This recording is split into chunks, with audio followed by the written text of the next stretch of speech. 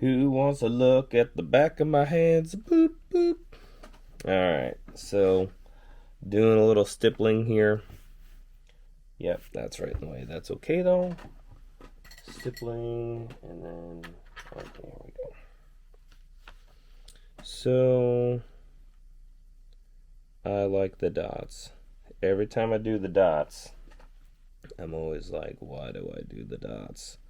And then after I do the dots on the next page, I'm like, well, when I finish the dots, I say to myself, I'm never doing that again. And then I get to the next page, I'm like, well, time for the dots. Um, Part of the reason why I like the stippling stuff is texture, and it just looks different. And I'm all about contrast, so I use a lot of screen tone, a lot of stippling, a lot of different stuff. I've had stuff where I've actually taken magic marker and went on the back of a page. I've taped it off and then soaked the back of a page so that it would bleed through onto the front to give you just again different textures. And I like magic marker when it's fully juiced, magic marker when it's running out. And really, the purpose of using all that stuff is to cover up the fact that I'm not that talented. But again, as always, I'm not one of these big fireworks guys who's going to make some amazing stuff. But I like to think that I take the tools that I have and do some pretty good stuff with them. I take my talents and what talents I do have, and I try to turn them around in the best way I can, for the most unique way I can. I originally was going to call the channel Clever Not Talented, but that kind of is an unfortunate acronym. So not so much on that. Um, yeah, so just doing the dots. And really with all this stuff, just makes me happy to do. Although I like the end product of the stippling dots here, but it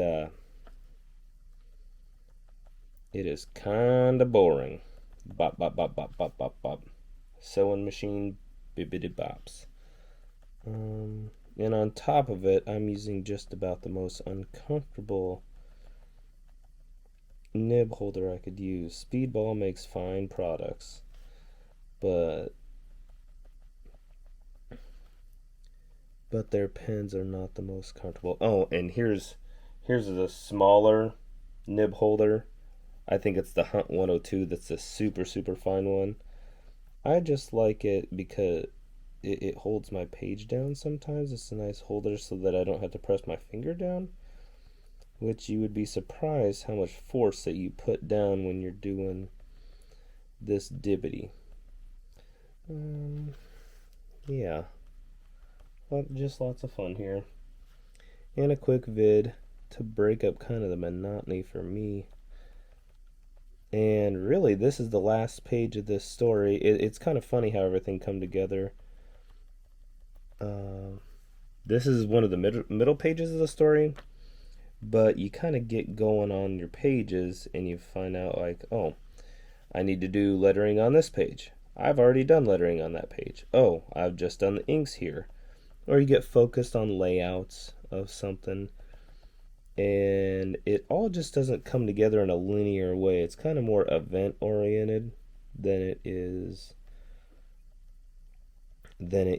just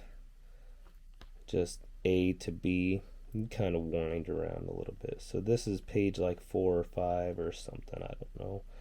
But it's one of the middle pages of the story, and it's really the last thing. I think I got lettering to do on 2 pages, that's it. But as far as getting all the color and the zips and all that stuff down, this is the last page. And I do actually, if you could see way boop over here, I have all the lettering done on this one. And lettering, oof, lettering is one of those things. I do not have great handwriting. I actually have awful handwriting. But kind of figured out how to do my own style, and I kind of like it.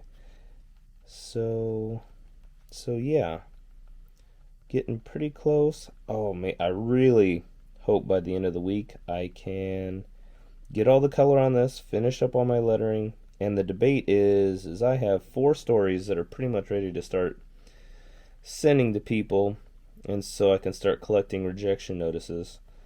And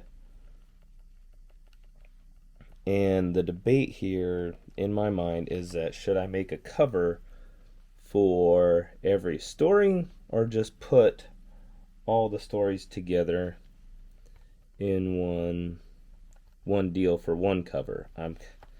For time wise, it would be nice to just have one, but probably it would be best if I did 4, and I might just take a